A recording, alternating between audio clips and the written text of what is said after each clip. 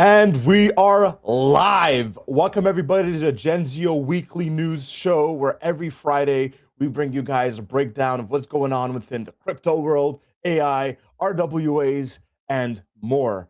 I am your host, Marcello, or Marcelo, whatever you want to call me. Both is fine. Usually, we do have Ellie here or Action. I've definitely co-hosted with Action in the past and Ellie, but today it'll just be me. Hope everybody's having a beautiful day. Shout out to Genzio for hosting some amazing spaces every week, some amazing streams. I'll be hosting a space right after this one, 30 minutes after we end at the top of the hour, well, at the half-hour mark. We'll be talking about Consensus Miami before the initial event that happens on May 5th to 7th, I believe, of in the coming week. So we're really excited. We're going to be talking about lots of different stuff. If ever you're looking for any marketing support, jump into our DMs. Our team would be happy to have you. If ever you want to jump on any of these streams, send us a DM. We'd be happy to chat with you. Shout out to Kinga, our spaces coordinator. We'll line you up with her, and we'll be more than happy to bring you on different spaces. We host a lot of different spaces around crypto, RWAs, gaming, AI. The list goes on. But without further ado, we're going to be talking about today's news. Let me just fix the lighting here. I realized that's better. Yes, today we're going to be talking about a lot of different stuff. I've got a little breakdown here, as well as I'll be freestyling it, looking at what's going on in the news or things that might have even popped up on today's stream. But without further ado, I'm really excited. I will also say, if you're tuning in, drop a word, say what's up, say a GM. Let us know what you guys want me to talk about. If there's anything you guys would love me to cover, I'd be more than happy to go over it. But without further ado, let me pull up. Let's start with the macro financial landscape. Let's see what's going on here. Let me pull up my screen here. I'm also just double checking the stream's working effectively. Yeah, we're good here. Everything looks good. All right, let me pull my screen up. Boom, boom, boom. Let's go with the Bureau of Economic Analysis. So there's been a beautiful breakdown here of all the latest going on here, as well as what's happening within the first quarter of Q1. But yeah, essentially it seems like the US economy posted a robust 2% annualized GDP growth in the first quarter of 2026, a sharp rebound from last year's Q4, which was a sluggish 0.5%, primarily driven by 3.4% fixed investment and rising exports consumer spending. So, contrary to popular belief, we are doing better. We're a lot higher in annualized GDP growth in this quarter compared to the last quarter of last year of 2025 in Q4. So very interesting to keep in mind. The personal consumption expenditures climbed 0.9% MOM in March, while imports subtracted slightly at minus 0.5%. This fiscal stimulus-led surge underscores resilience, but raises inflation flags ahead of the Fed scrutiny. So, with everything going on in the world, it ain't all doom and gloom. This is some positive stuff going on here in terms of seeing a growth compared to last year's. We're up 2% in 2020 and the Q1 of 2026. Personal income's up 0.6% in March. Interesting. And then international trade in goods and services minus 57.3 bill. International transactions in Q4 2025, 190.7 bill down.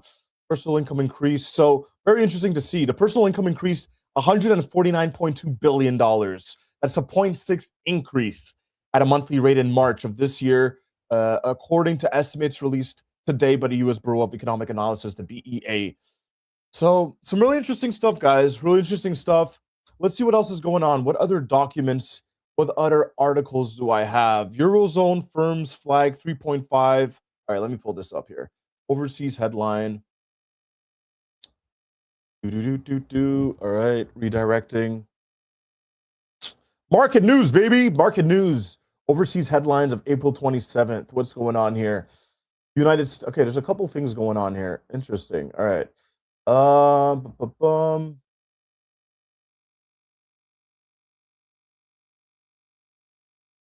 Sorry, I just hear some sirens going on. The ECB's SAFE survey reveals Euro area companies now expects a 3.5% selling price increases over the next 12 months, revised up 2.9%, especially as the Iran conflict exacerbates energy and input costs. Transport supply chain inflation has spiked, forcing firms to pass on expenses amid weakening demand. Policymakers face mounting stagflation pressures, complicating ECB rate path. We love it. We love it, guys. The Fed to hold interest rates as political drama overshadows policy debates.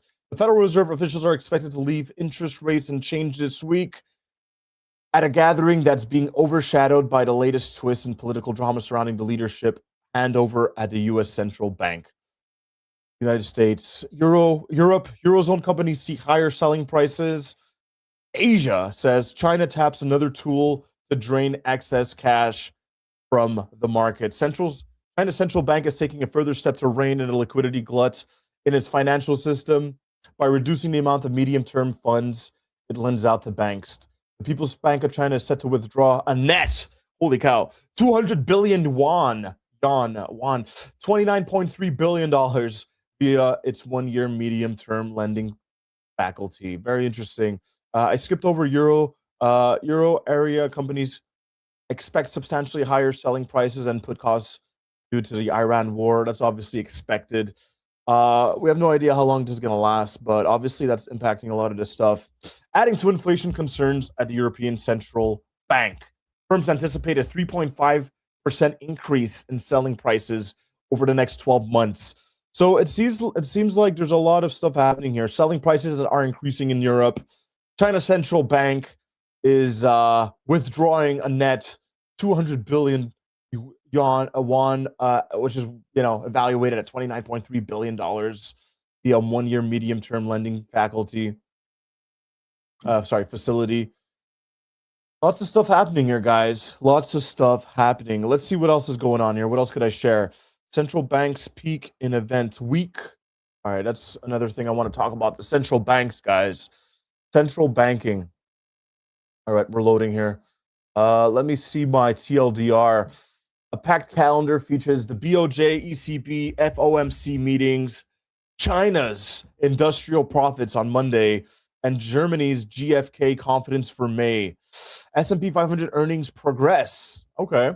S&P 500 earnings progress stands at a 28% complete with an impressive 84% EPS beat rate. While geopolitical wildcards like the Russia Druzhba pipeline halt could inject volatility by Friday's close. This was published. This is what they think between April 27th and May 1st, which is today. This is the overview, guys. Global markets in focus, a week full of central bank decisions, inflation, and GDP data. And peak corporate earnings reports from April. All right, we talked about that. So, we got a breakdown throughout the week here. We love the inflation, though. We love seeing inflation, guys. The upcoming week promises to be eventful for global markets. Investors are eagerly awaiting outcomes of central bank meetings, crucial macroeconomic releases, from inflation data to PMI indicators, and an active phase of quarterly earning reports. Attention will be centered on companies from the S&P 500, Euro Stoxx 50, Nikkei 225, and MOEX indices, including major players from the financial, energy, and technological sectors.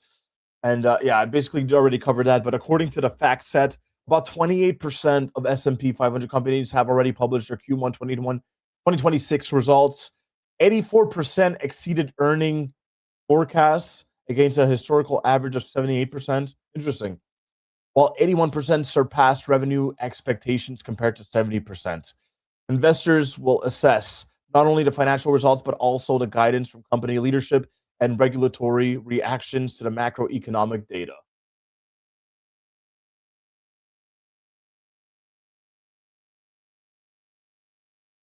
We love to see it, guys. We love to see it. Sorry, I'm just checking if everything's running well for the stream. Amazing. Also, GM, everybody, we're going to be covering the news here. I want to keep these fun as well. I want to keep these casual. Whoops, sorry. My mic rubbed against my chest and made a weird sound. But yeah, let me know how you guys are doing. Are there any news that you guys want to cover? We're currently covering the financial and the crypto. We're going to cover the crypto market in a sec. We're we're covering macroeconomics here. We're going to be covering crypto in a sec. We're going to be covering RWAs, AI. I'll be really honest. AI is one of the topics that excites me the most right now. I think there's so many things happening. If you're not using AI or you're not playing with a bunch of different tools, if you're not vibe coding, you're really setting yourself back. As much as like a lot of us really believe in the potential and the opportunity here behind crypto. Um, um, yeah, I think AI is another big opportunity that just can't be slept on, right? I think obviously, there's a lot of moving parts here, and it's tough to keep up with everything, right? Like it's very tough to keep up with everything, but it's important to like keep up with everything that's going on, and it's really interesting to just see all the innovations that are coming out. I literally just canceled my ChatGPT subscription not too long ago because I've just gone all in on Claude Code and Claude. Like Claude has everything I need. It works really well. I used to use ChatGPT a lot for my graphic designs, which I could now use Claude for. But also I'm using Higgsfield, which has so many different AI models. I'm using GPT image too through Higgsfield with my subscription there. So it's really amazing to see what's going on here. So really exciting stuff. Without getting too distracted here, let's center the conversation back.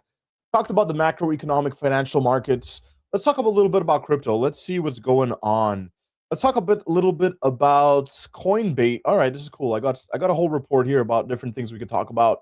I want to talk about crypto, but blending that in with AI, I think there's some good stuff here. So, Bitcoin and crypto news daily summary. Let's see. We got some stuff, all kinds of stuff here. Interesting. We got a summary here. Coinbase's unexpected decision to add a new altcoin to its listing roadmap has sent ripples through the cryptocurrency market, influencing trading dynamics. Meanwhile, prominent investor Kathy Wood has shared her bullish outlook for Bitcoin, asserting that a price recovery may be on the horizon as market conditions evolve. You know what? Let's check coin market cap. Like what's the market at right now? I'll be honest, guys, I don't really check price action a lot. I'm not a trader, I'm an investor, and I'm a long-term player, and I just believe in this long term. So I don't really check prices very much. It's good for the mental health. Bitcoin's sitting around 78K. All right, that's not too bad. I remember a lot of people telling me they thought it would go down to 50, 60K. We'll see. We're still pretty unpredictable. Looking at the fear and greed index, we're hitting a neutrality index now around that curve, which is great. It doesn't feel like fear is all over the timeline as it was, maybe a couple weeks ago. Uh, yeah, really interesting to see the yearly low was in February, right? We just reached May. So that was about a month and a half, 2 months from now, from today, past, right? So it's interesting to just see the things going around, and the yearly high was in May of last year. Interesting. So it's a full circle moment. Let's see what's going on. I'm hoping that the market returns. Let's go back here though. I'm just checking the markets. It's feeling like a green market. There's a lot of greens.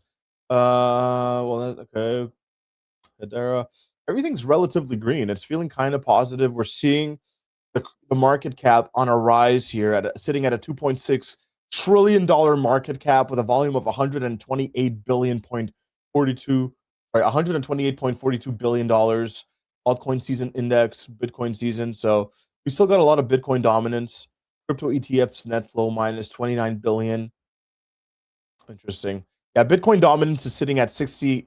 Ethereum's at around 10%, and other altcoins are around 29%. Very interesting stuff, guys. I don't know. These markets are so unpredictable. You just never know. Sorry, guys. I just like to set my camera a bit. That's too much. All right. I don't know, man. The markets are just so unpredictable. I like to be optimistic. I think for the long term, I'm extremely bullish as well, right? Uh I think that it's one of the best ways is just to stick around right now, right? And accumulate your bags. And obviously, don't not nothing is financial advice, right? But if you really believe in where the world is going, and especially like on a regulatory legal front, governing bodies and institutions are getting in. It's a very interesting time to be in, right? Like, and unless you really think like the world is going backwards in terms of technology in the digital age, I really struggle to see a world where everything is not on chain in a decade or two. So that's my little bullish rant. But let's circle back to what we had here. I'm just looking at what's going on. Bitcoin sitting around 78K, Ethereum's around 2.3, XR. Oh, I was looking at USDT, XRP. So anyways, we're in an interesting spot with the markets. But yeah, I want to talk about what Coinbase is cooking. Let me pull this up. Coinbase's surprise inclusion of an AI-focused Genzin on its listing roadmap has ignited enthusiasm for decentralized intelligence plays within Web3. So yeah, that's pretty cool. We're seeing Coinbase. Oh wait, that's so funny. I could have literally just looked at the market here off CoinGecko. That's fine. I wanted to see more advanced details. But yeah, overall, I think Coinbase, doubling down on AI, bringing on and listing something like Genzin is bullish. Regardless of what Genzin is doing, I don't know enough on them. I would actually like to look at them in a sec. But the fact that they're focused, Base is doing a lot of stuff with AI, and the fact that they're leaning in more to that, I think, is very bullish. Let me see. ARK invests. Kathy Woods simultaneously reinforced her Bitcoin bull thesis. So Kathy Woods bullish, citing macro tailwinds and having effects. That's right. The move signals accelerating altcoin rotation amid maturing infrastructure. So that's right. If we do have a return and Bitcoin does its magic, that'll eventually trickle into the altcoins, and hopefully we see some more bullish activity within the whole crypto market, right? So I'm holding my bags, guys. I'm waiting. I'm extremely bullish on the future of all this, but we hold on and we see where this goes, right?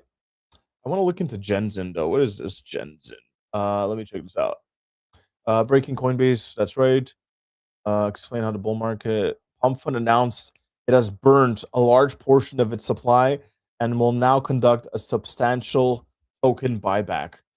Okay, that's a pretty relatively cool move. Like, I mean, regardless of what you think of Pump Fund, I like the idea that they're buying back their token, they're reinforcing and doubling down on what they're building here, right? And I think burning tokens and burning supply often isn't, depending on what you do, I think you got to be strategic with that. But I think it's a great way to make the supply that you have more valuable, right? So we'll see what happens with Pump Fund. I'll be honest, I haven't been following very closely to what they've been doing. I've definitely seen what they're doing on the timeline over the last 6 to 12 months. But I guess we'll see. Robinhood releases earnings report, but insiders sound the alarm. Goes long before altcoin listings, shorted before earnings report. Interesting. Are there things we could cover on here? Major Bitcoin bull firm strategy launches key vote on STRC. Very cool. Breaking. FTX scammer Bankman Fried's request for new trial denied. Yeah, dude, come on, bro. You literally scammed like tens of billions of dollars. Come on. Popular analysts. We're in the Bitcoin bear market resistance zone. Here's what to expect. I'm actually kind of curious. What does this popular analyst have to say? Benjamin Cohen, one of the analysts closely followed in the cryptocurrency market, evaluated the price of Bitcoin. Thank you.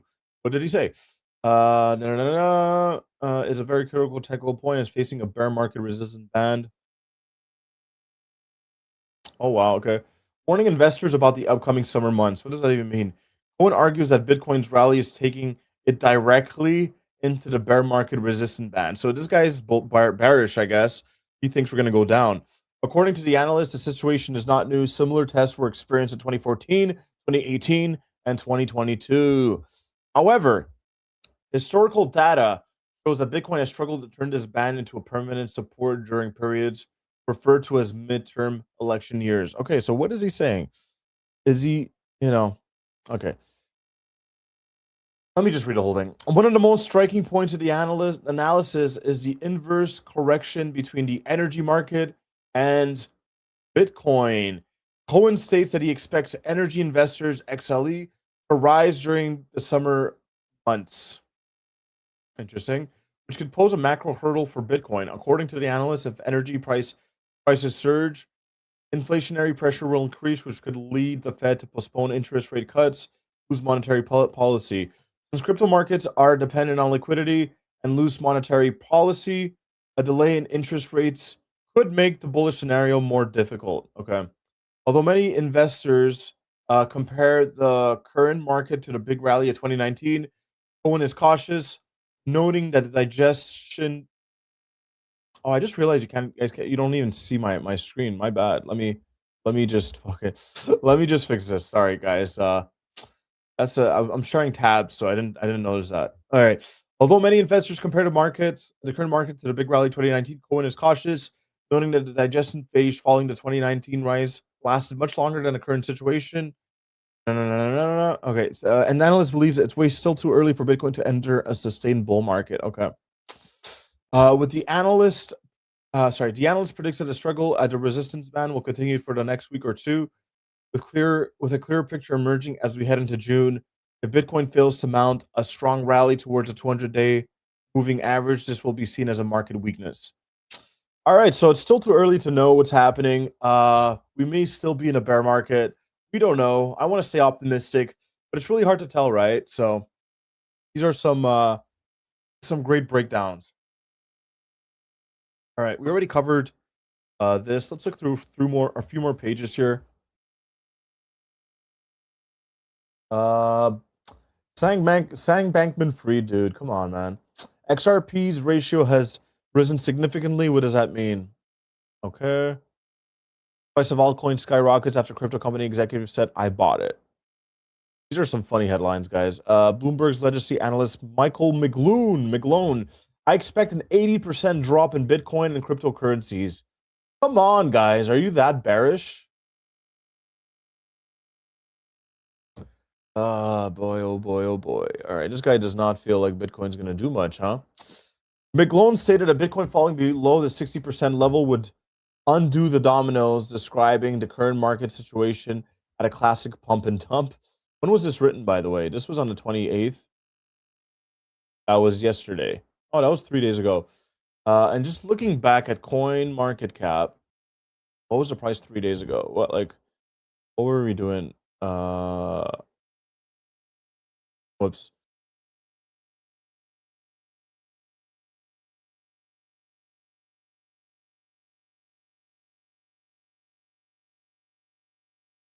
Okay. No, it's still sitting around this similar range. I was just asking because I'm like, was Bitcoin lower at that point? Because maybe he would have made that conclusion based on it reaching. But basically, yeah, I would agree. Look, if Bitcoin does drop be below the 60%, sorry, the $60,000 range, then yeah, I would argue it's probably pretty bearish, right? And like it needs to sit above the 70K range, especially like it's sitting at 78K right now, right? So I think it's going to be tough to do a lot of this stuff in terms of a bullish scenario if the market's collapsing, right? If Bitcoin definitely is below 60K, it's sitting in the $50,000 ranges. It's tough, man. I really don't think it's going to be very bullish. So, yeah, that's the TLDR here. Let's see. Let's see some other resources I might have here. Let's see. I got a video we could share. Let's go.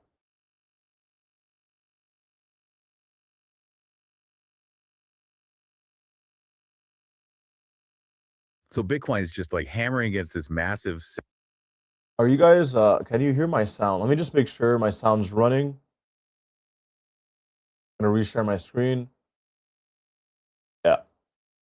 All right. What's this report? The Crypto Outlook. Stay informed in the latest crypto analysis. Ceiling right now. So Bitcoin is just like hammering against this massive $79,000 ceiling right now. It's driven by these heavy traditional market forces, while the rest of the crypto market is basically just frozen solid. Yeah, it's honestly a pretty jarring disconnect. You have these heavyweights sprinting into brick walls, and then, the smusher tokens are just Bro, completely stuck in the is mud. this AI? This is like So sounds like an AI welcome to video. your custom deep dive. Today we are unpacking the Vantage Plus Weekly Crypto Outlook. This was published on Monday, April 27th, 2026. And our mission today is really to figure out this bizarre dynamic. Like Bitcoin and Ethereum are marching higher, but the altcoins are just trapped in a waiting pattern. Exactly. And to understand it, we really have to look at the actual fuel driving the heavyweights. Like what is actually thawing out this crypto winter? Yeah, that's the perfect analogy. It feels like a slowly This is thawing AI, winter. bro. This is an AI So video. if the broader macro environment is getting so hot, what's specifically melting the ice at the top end? Like, why aren't all the tokens flying? Well, capital is flowing into the majors first because crypto is right now basically trading like a risk on tech asset. We're seeing rising institutional demand, and that's funneling through a growing regulated US derivatives market. Oh, so it's not just retail traders anymore. No, not at all. So when the NASDAQ Q Tech Index posts gains, for example, that positive momentum just spills directly over into Bitcoin. Investors feel confident, so they move cash into those riskier, high reward assets. That makes total sense. Yeah, and you add in a potentially weaker US dollar, which obviously makes finite alternative assets like Bitcoin look way more attractive. And you've just got this massive macro tailwind pushing things. Wow. The analysis also flags something else here, and I want to be really clear about how we frame this. It notes that President Trump's recent positive statements on digital assets are measurably boosting market sentiment. Right. And just to be super clear for you listening, we are strictly neutrally reporting what the source material is observing here. We aren't taking sides or endorsing any political viewpoints. Exactly. We're strictly looking at the market mechanics. And regardless of politics, when a major political figure signals support, it just injects this immediate optimism into the trading volume, right? Oh, absolutely. It acts as an undeniable psychological catalyst for traders. I mean, it validates the space for, institutional money that might have been sitting on the fence. Okay, but here's the friction. If all those macro All right, let me just summarize this because I feel like these AIs are just going to talk forever. From what I see here, analysts highlight brewing upside potential. Okay, I don't know, man. I'm getting different takes here. If Bitcoin collapses and goes below 60K, it's probably going to be very bearish. Others are saying it's still unpredictable to tell. This video, these AI analysts or whoever analyzes says, but they believe there's upside potential for Bitcoin, Ethereum, XRP, and Sol based on the bullish technical patterns and improving risk sentiment. Key triggers include the FOMC decision and upcoming Bitcoin conference announcements. Traders emphasize watching for sustained volume spikes to confirm momentum. Very, very interesting. All right, I want to start. Moving the conversation to other topics here. So let me talk on one other key thing I want to talk about here, which is super interesting. Prediction markets, guys. Prediction markets. The talk of the town, bro. That has literally penetrated the mainstream. The mainstream. All right, prediction markets prepare to invade one of crypto's biggest and riskiest trades. Key points. Last week, Kalshi and Polymarket were reported to be planning perpetual futures, one of the biggest and riskiest areas in crypto trading, largely restricted in the US right now. So I wonder how they're going to do that. It'll probably be available internationally or like outside of the US, as that's how they typically do stuff. And then yeah, a lot of people love perpetual futures, dude. Futures is awesome, but yeah, it's definitely extremely risky. I mean, prediction markets are already risky as it is, right? But I don't know. That's an interesting one too. So I'm really curious to see how that goes.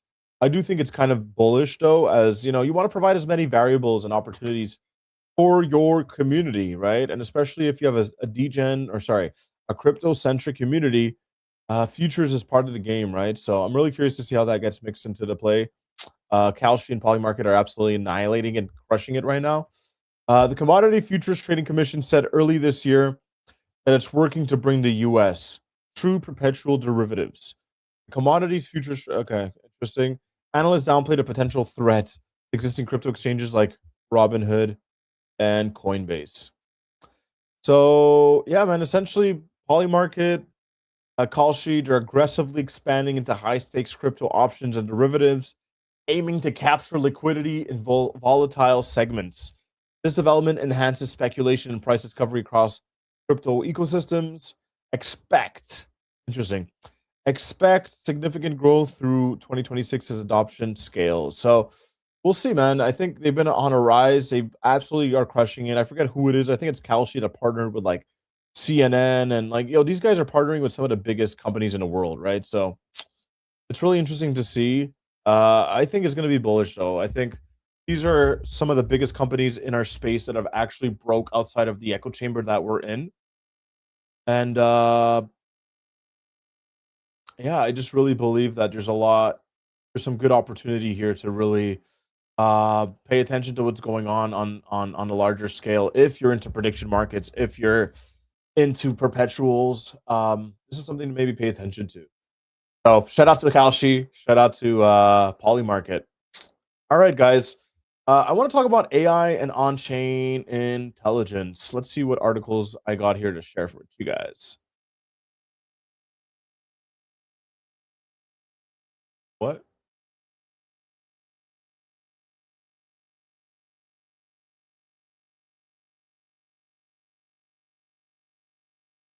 Let's go. Let's go. Yeah, we got another 30 minutes of the show, guys. Please let me know if there's any topics you guys want me to talk about.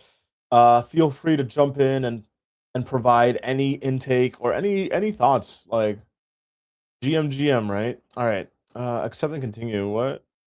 Save my location? No. Thank you.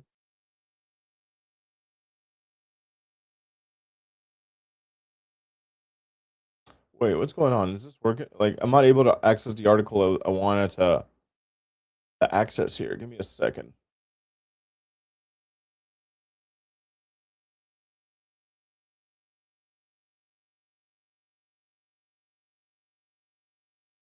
Okay, well, now it works. I don't know what I did. All right, let's see here. Fed leaves interest rates unchanged amid ongoing uncertainties. A complex backdrop of higher inflation, rising gas prices, the Iran conflict, and a resilient U.S. economy keeps the Fed rates policy pause in place.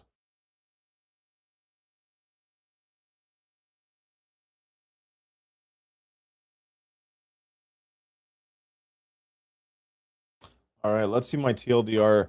The VOMC voted to maintain rates at 3.5% to 3.75, citing persistent 2.6 growth inflation with a rare 4 dissents, underscoring policy tensions. Geopolitical energy risks indirectly favor decentralized AI compute as big tech faces supply crunches. The committee's easing bias persists, supporting AI innovation funding. So, again, time and time again, the Fed rate holds spotlight, AI tailwinds. Yeah, this is bullish, right? People bullish for AI, at least, like they're gonna keep maxing out and focusing on the developments around AI. I wouldn't wait. Is this the article that I wanted to share? Yeah. Some other key takeaways: the Fed left its short-term interest rates target unchanged at its third consecutive monetary policy meeting and under under Jerome Powell's leadership. Despite challenges from higher energy prices, the U.S. economy remains resilient, largely due to fiscal and monetary policy and energy independence. As we navigate the complex backdrop and await Fed policy clarity, we continue to find opportunities among U.S. and non-U.S. fixed income securities.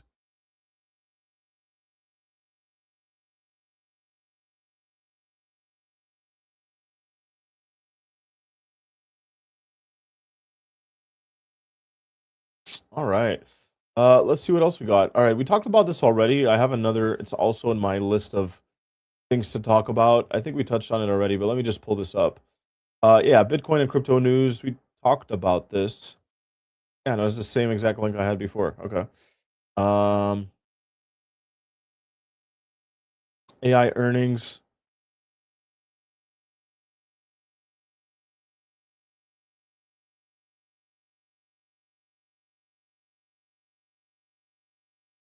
The Bloomberg television, baby.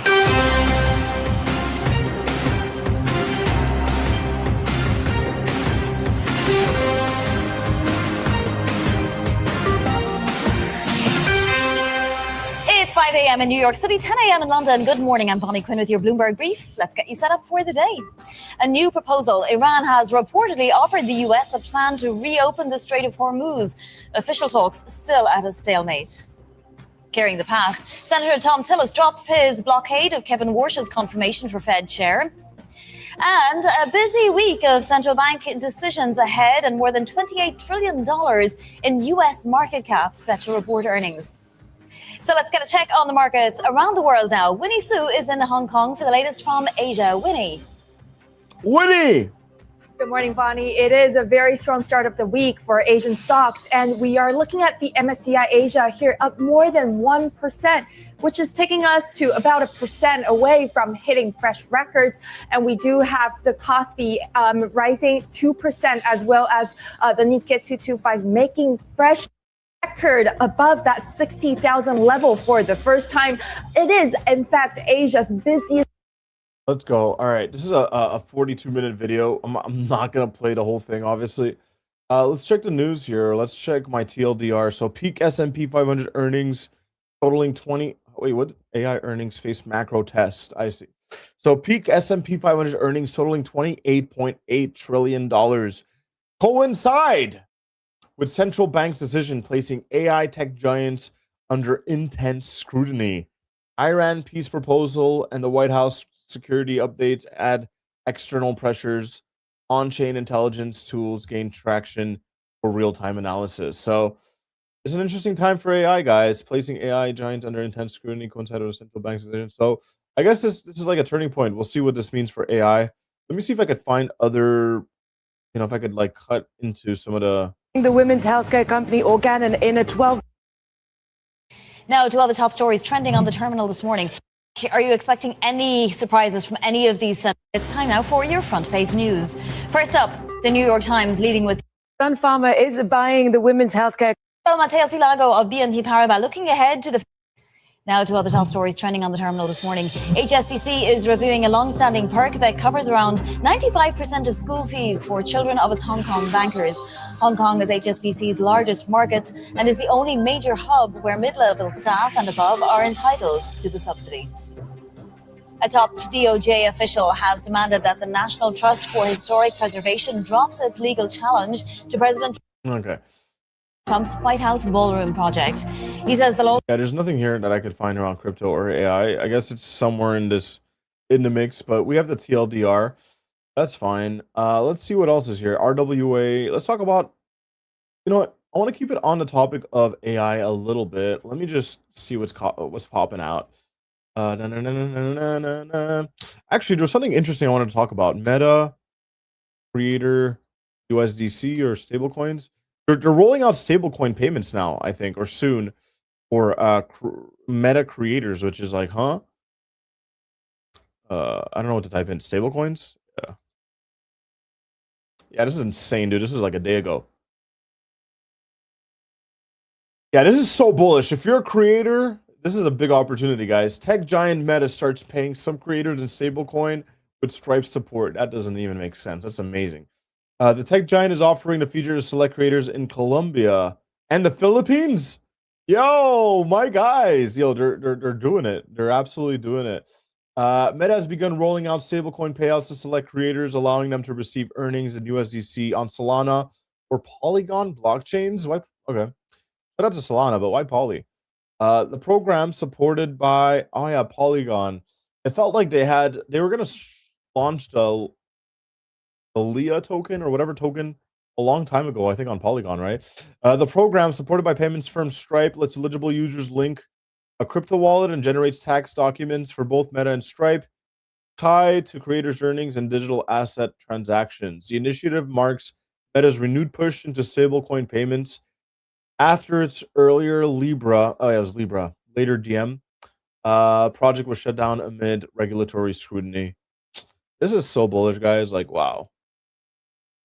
Especially if you're a crypto creator, like, dude, they're paying creators in stablecoins in the Philippines and Colombia. Like, that's amazing, dude. And things like the Philippines is great. Like, it's one of my favorite places in the world. I love the people there. This is great. Like, this is an awesome opportunity for people to get paid with on chain and do it as they please. So I think that's super cool. I hope that this rolls out for other parts of the world. Some more developed parts of the world, and Americas and Europe. That would be really cool. I would love to see that, so I guess we'll see. It's one step at a time. Colombia is a really cool place too. I'm surprised. Like, Colombia and the Philippines, that's awesome. I love to see it. Oh, that's perfect. There's a video here.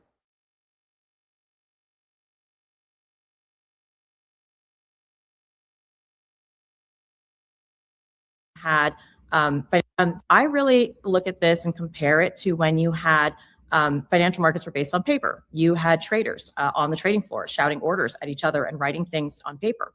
Then you moved to electronification of markets where everybody was using computers. And I see this as that next natural evolution to going to blockchain technology where it is immediately reconciled. I mean, you no longer have to worry about settlement fails. You don't have that great paperwork crisis that happened that actually started the trend towards dematerialization of securities.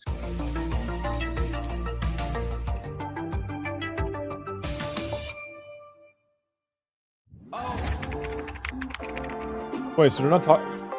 Wait. From the floor of the New York Stock Exchange. On today's Public Keys at the New York Stock Exchange, we track some staggering. What did I just do? I clicked on something. Yeah, I want to see them talking about it. Institutional. Sure, of course. So we're very excited to announce this deal. SODOT was acquired. This is been operating for wallet, right? Why do they have this video here if it has nothing to do with and by making investments in companies. MoonPay? Am I wrong? It doesn't even talk about what, like, or I don't know. That's fine. Anyways, we covered this a bit already. Let's talk a little bit about RWAs. Let me check this out. RWAs. Oh my god, this is huge. Wow. Okay, let me pull this one up.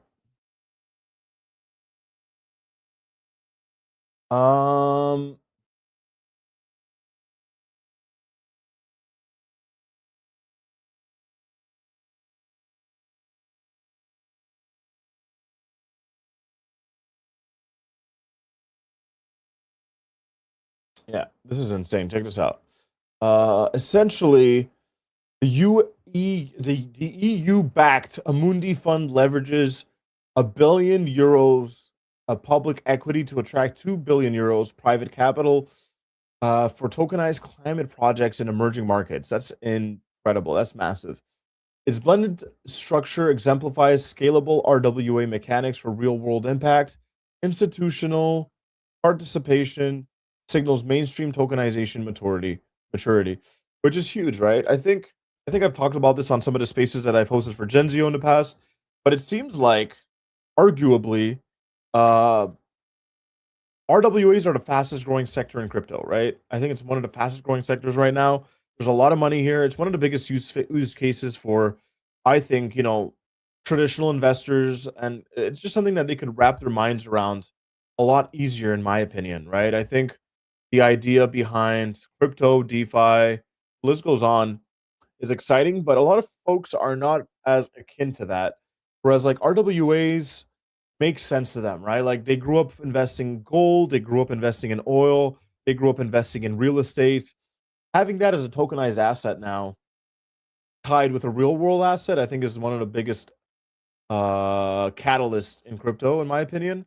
And they're just, the results are there. Like there's a bunch of money being rolled in, and clearly here there's a $3.5 billion green RWA fund in Europe that's happening. So that's super bullish, guys. Like I don't know what else to say.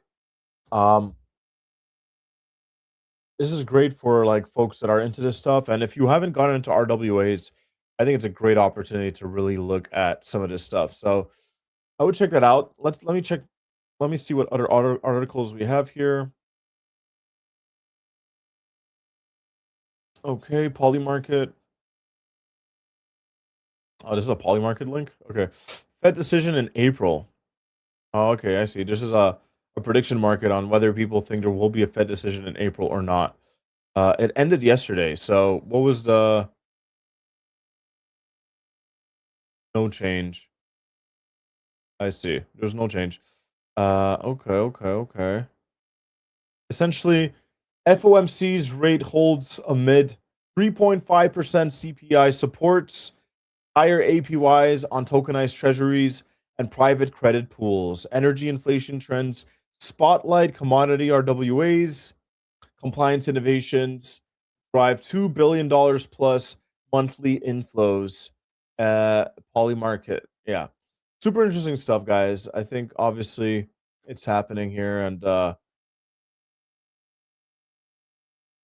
yeah, 3.3% supports higher APIs, energy inflation trend support. All right. Cool stuff. Let's see what else there is. Geopolitics pressures RWA infrastructure. All right, I have another video here that was shared with me. Let me see what this is.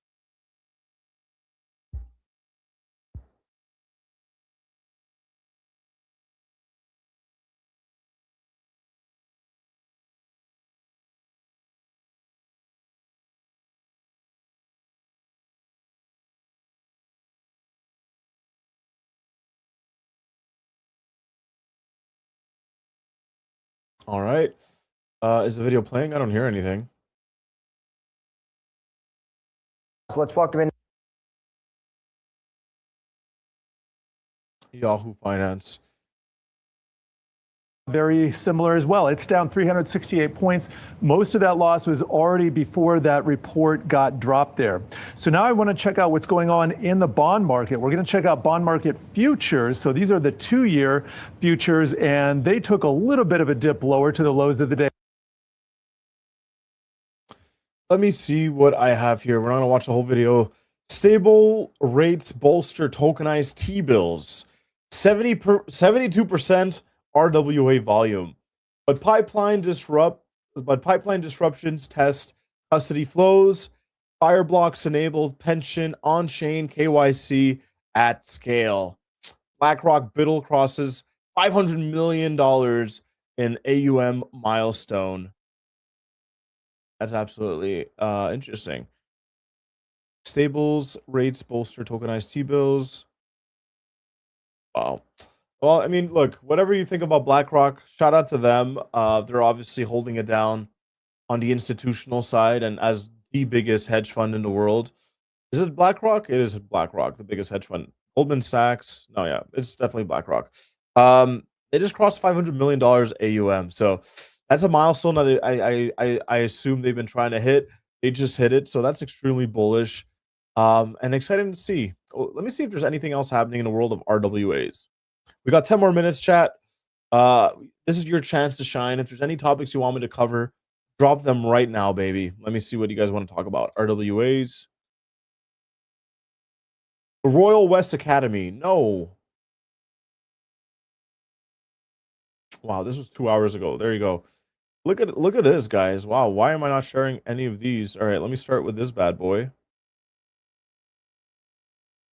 RWA tokenization surges to $19.3 billion as institutional adoption accelerates. Yo, that's insane. Yeah, this is exactly what I was saying. If you guys don't believe that RWAs is here or growing, like, yo, it's right here, guys. Gold-backed tokens dominate growth while tokenized stocks, ETFs, and derivatives volume signal rapid expansion of on-chain real-world assets. Give me an AI summary. What? I don't want to do that. Wow. Okay, this is a good summary. RWA tokenization accelerated rapidly since early 2025, tripling in value by Q1 2026. Wow. Bear market, what? What bear market, right? Tokenized commodities grew nearly 290% in 3 months. Tokenized commodities grew nearly 290% in 3 months, driven by gold-backed tokens like PAX-G and XAUT. Tokenized equities scaled from a few $1 million in mid-2025 to nearly $500 million. Oh my goodness. By Q1 2026, led by tech-linked assets. Wow, this is extremely bullish. I didn't know it was that big. That's insane. It tripled in the last year from a couple $1 million to, and you know, it scaled from a couple $1 million to nearly $500 million. Mind blown. Gold-backed tokens lead commodity surge, which makes sense, man. Gold is so valuable. Like, I really need to look into this more. And tokenized gold trading volume. It does make me so bullish. I'm literally like FOMOing right now. I'm like, I need to invest on more RWAs, guys. Yeah, you could see the growth since January 2025 to now. What? That's insane, dude. Yeah, look at the difference here.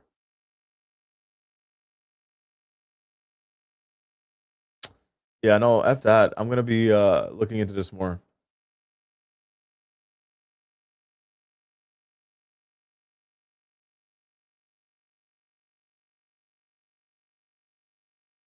Huh.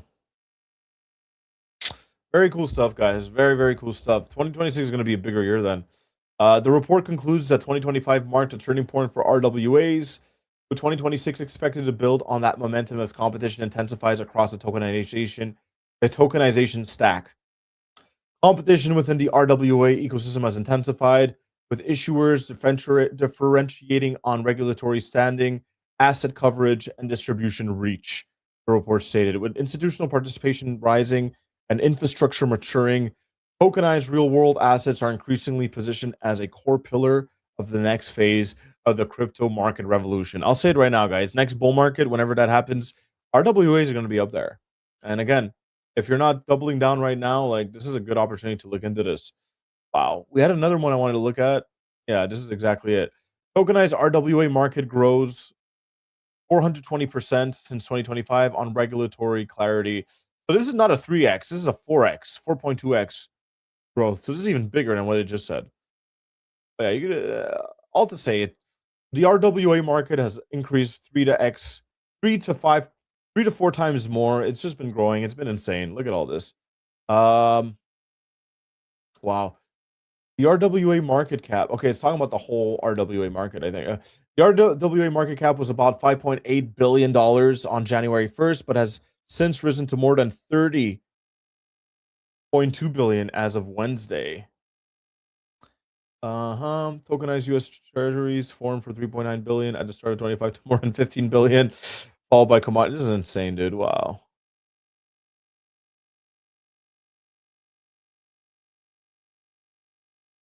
Expansion into tokenized funds and equities has materially increased the addressable market.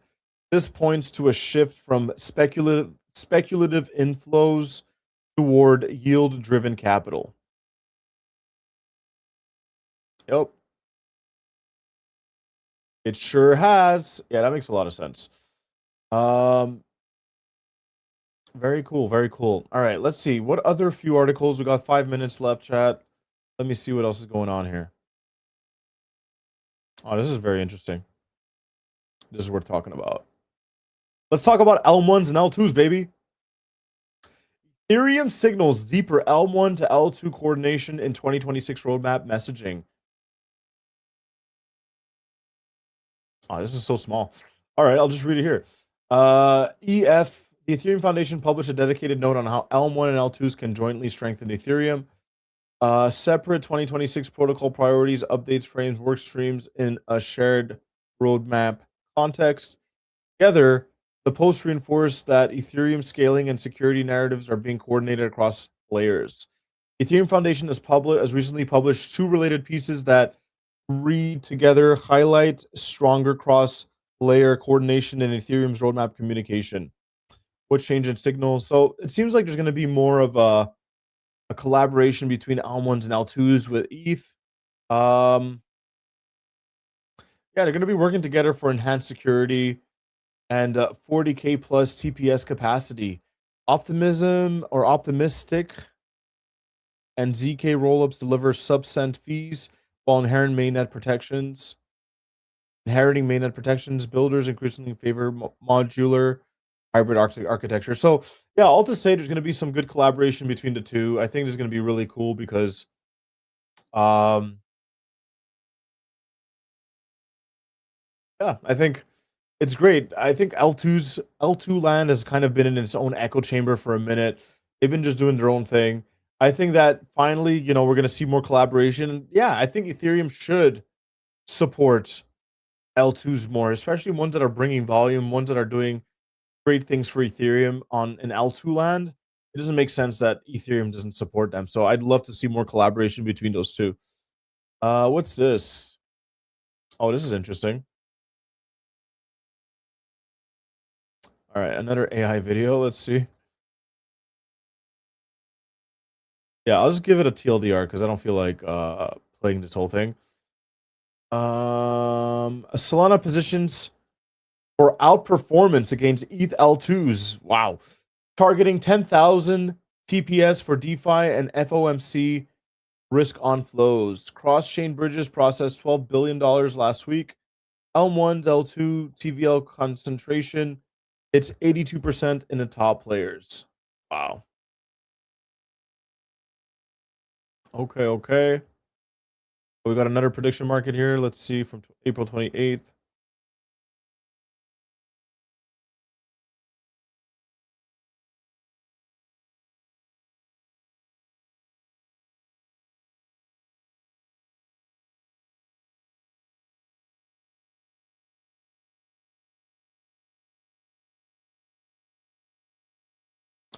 All right, and here we have no rate cut spurs yield farming returns to L2s with Arbiter and Polygon leading 2 million daily transactions. That's insane. I didn't realize that. DeFi TVL ticks up 1.2% to $145 billion. Compliance for stacks achieved 28% MOM growth. All right, guys, that is the summary of today. I'll give a little TLDR, but we touched on RWAs, which is one of the fastest growing in just sectors in crypto. It's easily 3 or 4x since last year. AI is on continuously growing, doing its thing. Meta's now going to start paying or starting to pay people in the Philippines and Colombia in stable coins, which is absolutely amazing. I hope to see more countries have that opportunity. Bitcoin, I'm hearing different takes from different people. So far, I think some people say it's bullish. Other people are uncertain. Obviously, if it trickles below 60K USD, it's sitting at like 78K right now.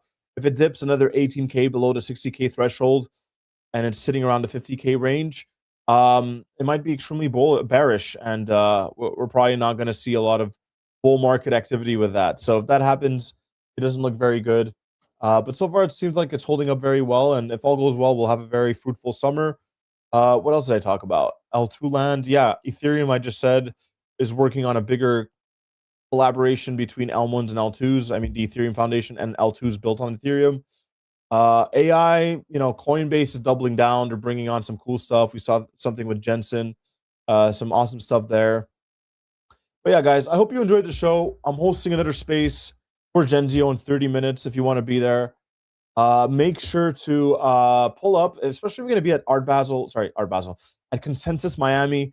Pull up. You might have the opportunity to connect with other speakers that are going to be there. I won't be there, unfortunately, but I think there's a lot of value in that. And yeah, we'll be talking about that in 30 minutes. So hopefully got you guys there. I'm going to cut the stream here because I got to get ready for that. But love you guys. Thank you, everybody, for tuning in. If you found this stream valuable, like and retweet it. And we'll catch you guys on the next one. Peace.